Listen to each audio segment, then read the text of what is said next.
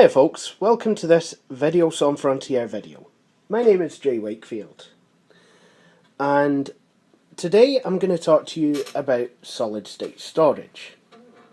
Now, as some of you will be aware, those of you who quite keenly follow the computer market, which I'm guessing might be everyone if you're watching this video, as you all know, everything is starting to move from more traditional mechanical hard disk storage with the platters and the heads and what have you, the things that go clatter, to more solid state storage.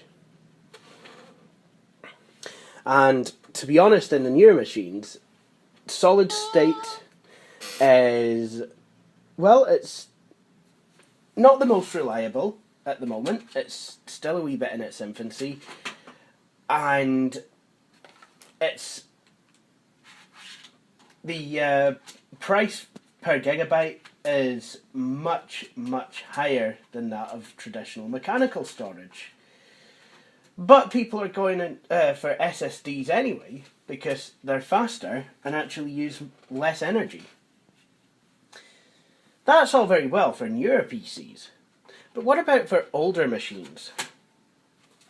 Well, modern SSDs are only available in SATA. I mean, sure, you can get some with IDE, but they're quite rare, and there's a lot of them just don't necessarily have the required cache for running modern operating systems. But what about really old stuff? Well, solid state isn't necessarily thought of as something that you would want to add for speed. No. In this case, solid state is more something that you would add because you're pretty much forced to. Now, you wouldn't go out and buy a shiny new Samsung 840 Pro SSD and bang it in your old Compaq Armada 1590DT. No. Solid state storage for these class of computers is quite a bit different. And I'd like to show you a wee device that I got on eBay. And you might be thinking to yourself, what is this? Well, what this is a CF card reader with the laptop IDE connector on the edge. And what this can do is this can turn a CF card into a laptop's hard drive. And you're probably wondering, well, why would I want this? Well, it is actually quite simple. The reason you might want this is because mechanical hard disks for laptops of this age are actually dying off. Okay, so hard disks may have been a wee bit better built back then, but everything has a limited lifespan. And of course, they don't make small IDE hard drives for 15 to 20-year-old laptops anymore. They just don't do it. So if you want to run an old laptop, you know, past the life expectancy of any given hard disk, the best way to do it is through a CF card. Now, UXW Bell has done CF card storage before as his primary hard disk drive on a server. LML3, I think, has either done it or is planning to do it. I can't remember. No, I think he's actually completed the upgrade on his Packard Bell Legend 3540, the one that he got from Billy Corr. Billy Corr has upgraded his Packard Bell Legend 822 and 402 CD to CF card storage, and I believe there's a few others. I think the PowerMac Galaxy has upgraded a number of machines. So today is my turn. I don't know if this CF card adapter will work because it's a cheap one. So we're already starting in the unknown. But here is a 4GB Kingston CF card. Very nice. And what I'm going to do is I'm going to put this into this machine. This machine's only got a 2 gig hard drive. This card is 4 gigs, so it's going to be a capacity upgrade as well. CF cards do have their advantages though. They are quiet, and in some cases can be quicker. I know there's a couple of people who have actually noticed speed increases for older computers. So what we're going to do is we're going to have to take this machine apart and install the CF card adapter. But before we do that, we're actually going to have to write the diagnostics and PC Compaq Armada setup for portables diskettes, because this doesn't have a BIOS in ROM. This keeps its setup utility on the hard disk, and of course once I lift out the original hard disk, goodbye setup utility. So, I'll just finish off writing these disks and we'll get started. I will of course need access to the setup file just to see if the upgrade has been a success. With the usual air of 90s computer charm, the hard disk drive is under the keyboard. Nice. So, looks like I will have to turn this machine upside down. I'll do that now. Let's just try not to damage my table. Right, that's absolutely fine. However, a couple of things I need to do before setting this machine up for repair, or upgrade rather.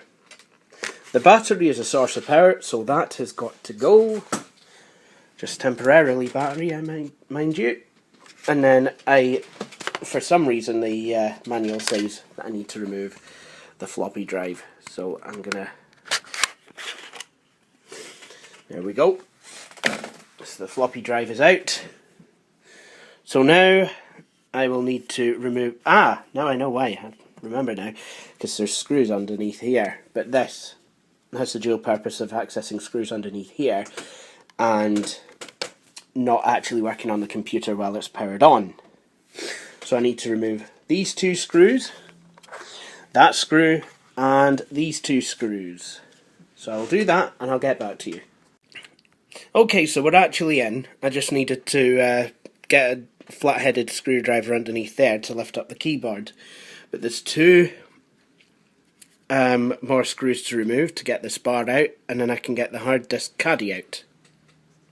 That's the caddy away out, so I will need to unscrew the hard disk from here and then throw in the CF card adapter. Okay, so this is going to be fun. Here's the hard disk caddy, here's the bottom of it. There's the hard disk, and now we're going to install the CF card adapter instead. So that's the CF card adapter actually installed. Yeah. I have 2 Torx screws just literally slotted in. I can't actually screw them in here, but they are literally just slotted in. I really do hope this works. I really do. So there we go. A CF card adapter installed in the IDE socket. So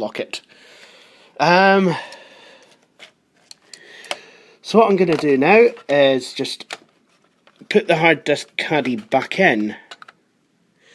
But what I'm going to do is just power the machine up just to see if it works.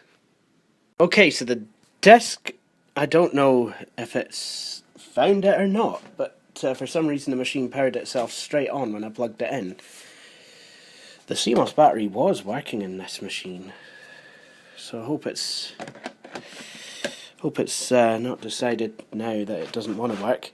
Right, I'm going to attach the floppy disk drive because I want to load up the setup diskette, which I've just made.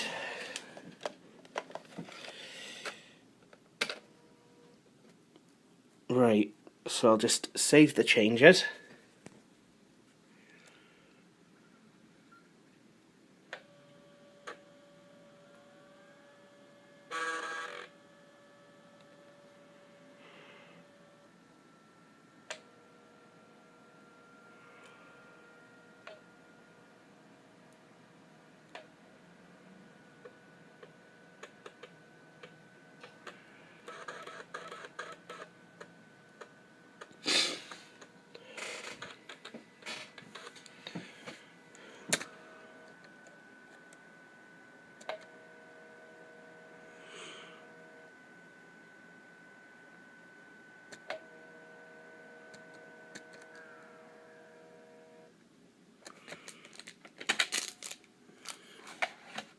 Oh, no wonder I can hear. I mean, this machine is just deathly silent.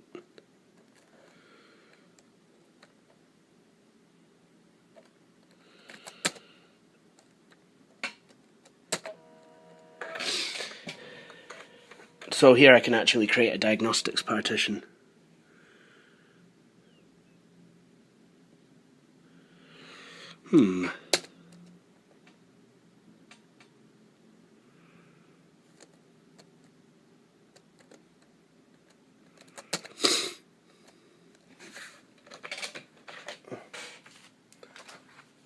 Let's try this disk.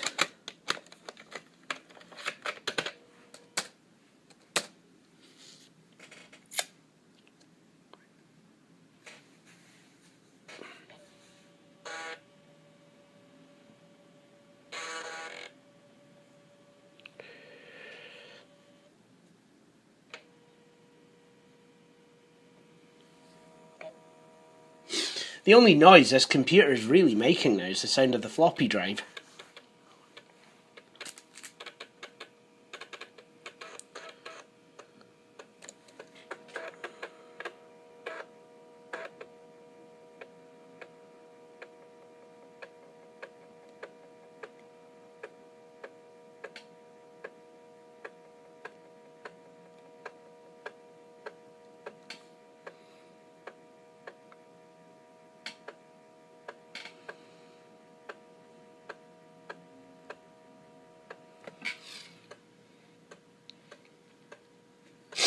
The suspense is killing me.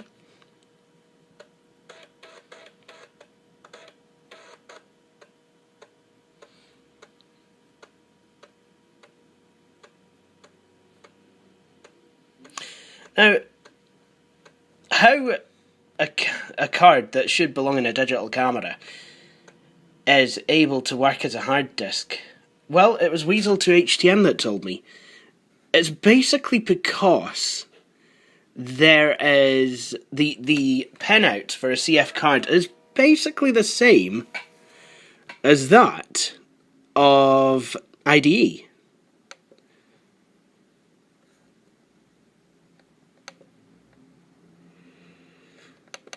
So there you have it. Okay, let's have a look. It's not really telling me much in here. I wonder if I just go to this. 166 power management, boot management. Not really telling me much about if there's any disks in here. It's only telling me hee-haw, really. Oh look, it's actually got the correct date, apart from the time's a wee bit off. At least I hope it is. Yes, it is. It's about, I'd say about an hour off. It's actually 11:34. 11:34. Oh, okay, it's not going to do it that way. Really? Oops.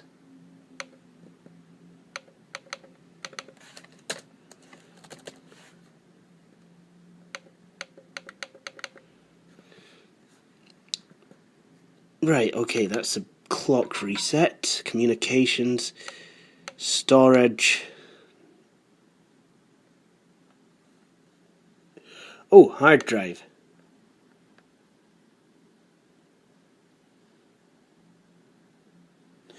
Well, it's detected the 4 gig CF card, so I think I'll need to repartition. I think I'll need to delete all the partitions before I can actually do anything. So it's there. It is actually there. I think I realised, yeah, because obviously this will be partitioned, because it's a CF card. So, yeah, all I need to do now is to put this machine back together and use Acronis to delete all the partitions, and then I can set up the setup partition. So, I deem this to have been a success. Yay, Compaq! Please remove the setup disk. Shut up. There we go. I love this machine. Okay, so here's the Acronis OS selector disk. The machine is back together.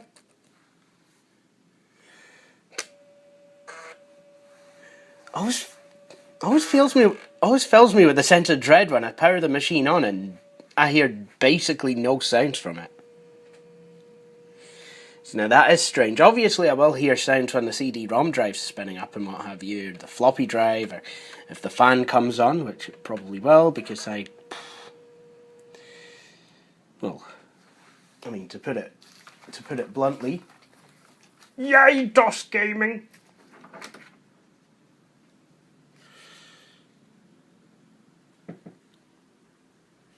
Oh my goodness! Right, okay, that's not. That's fine. I know that to be broken. It's not the disk I want. Floppy disks go bad. It's happened. I wonder what will happen, you know, for floppy disks. I mean, there are places in America that will now rebuild floppy drives, but it's extremely expensive, and I thought I had an Acronis disk. Maybe I was sadly mistaken, but I'm pretty sure I did. Right, let me find one. And here it is. And I've just noticed this machine actually supports the Visa settings offered by Acronis OS Selector. So what I want to do is just run Disk Administrator. I don't want to do anything else, I just want to run Disk Administrator. I'll sort out the rest of the partitions. I'm just... come on. Why did the disk have to be bad?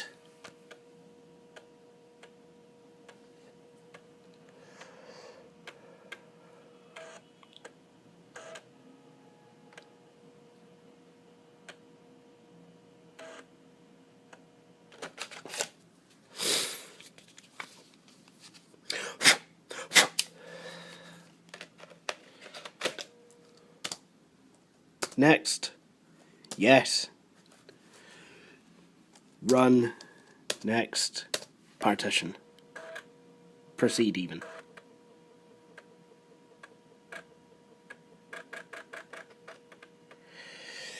Okay, so that's not going to work anytime soon. Let's do it the old-fashioned way. MS-DOS Disk 1. I'm not installing DOS at this point. But I will show you what I am away to do.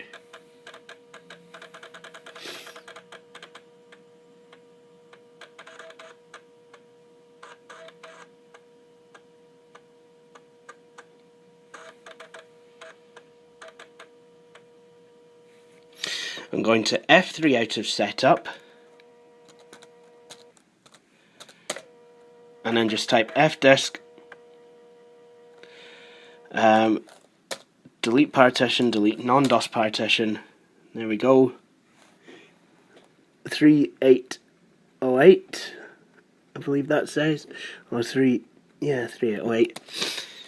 Yep. No DOS partition. Excellent. In that case, what I want to do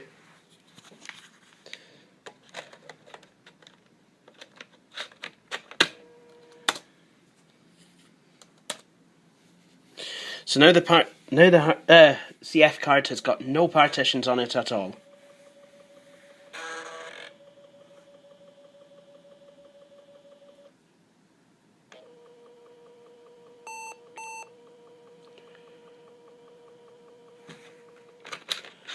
Okay, it's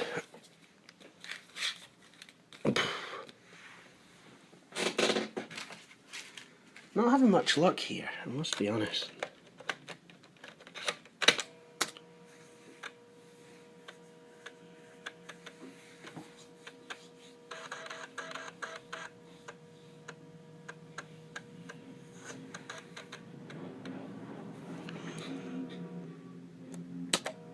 Please insert the setup diskette. Your system must now be rebooted to continue the installation process. Well, isn't that nice? It's the way to actually create the partition.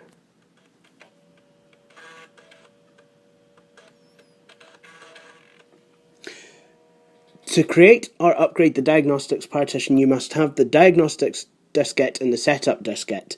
The following prompts will ensure the proper diskettes are available. Please insert the setup diskette. I can't remember which one that was. There's a couple that are labelled here, so I'm going to... Please insert the PC diagnostics diskette.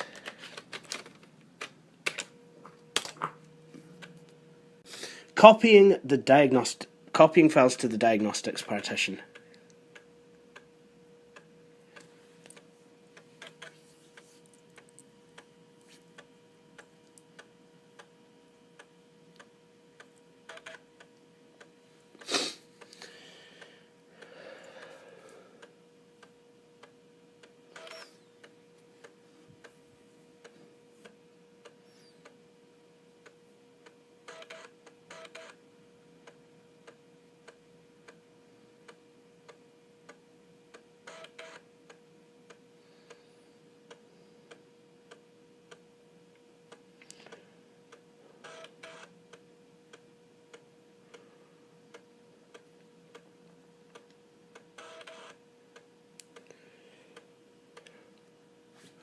Please insert the setup diskette.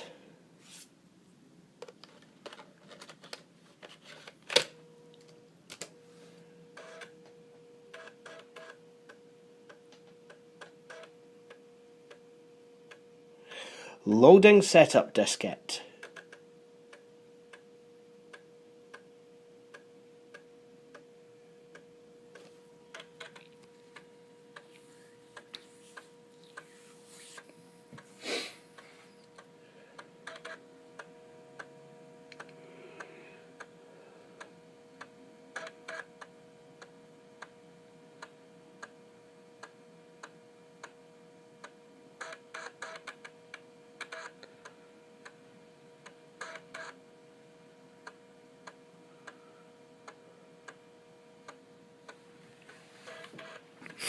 And having a 4GB CF card in here means I can install more DOS games. Yay, DOS games!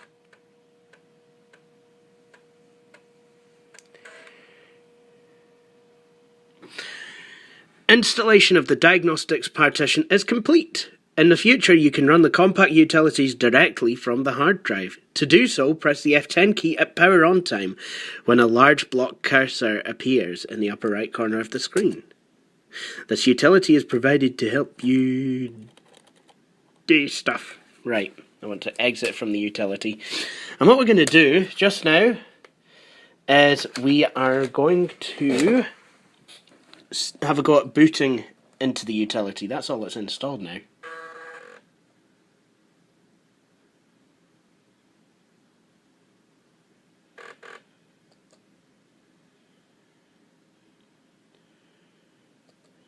There we go.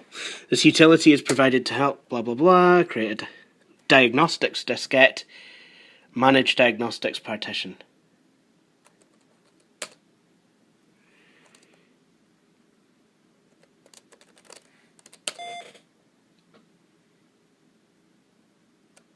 Computer setup, the computer of it. System features, audio, communication, video, other devices. Setup is now running directly from the hard disk. Armada 1590DT, Intel Pentium with MMX, 166, 12698, serial number, base memory and total memory. And the time is correct. And from that time, it looks like I have to do something. I've got some errands to run. So it looks like I'll have to wait till tonight to install the operating system. But just before I do go,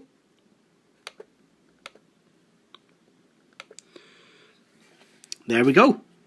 3811 megabytes, hard disk capacity, hard disk type 65, number of cylinders 7,743. We'll let it have the lie, folks. I don't know how many cylinders there are in a CF card, but I don't think it's very many. Number of heads 16, same thing as last time, folks. There's not many heads actually, not many CF cards actually made with heads nowadays. In fact, I don't believe it's any, but we'll let it have the lie because it keeps it happy and it keeps it sweet, and it'll boot from the CF card hopefully. So just shh. And sectors per track, 63. Again, I don't know how many sectors CF cards actually have. Certainly not flash memory. I don't really think it's any, but again, we'll just shh, so we can keep this machine sweet, okay? It'll just be our wee secret. Anyway, I'll be back when it's time to reformat. I will be format on the grease, big boy, and install the operating system, because yay, Windows! And the reason I'm using Windows is because Bill Gates is a smarty man. Anyway, we'll see you all later. Thanks for watching this video. I hope you enjoyed it. If you did, please feel free to subscribe to my channel. The URL for that will follow, as will the URL for the Facebook page, which you are also free to like if you like what we do. But thank you for joining us, and I hope you'll join us for my next video.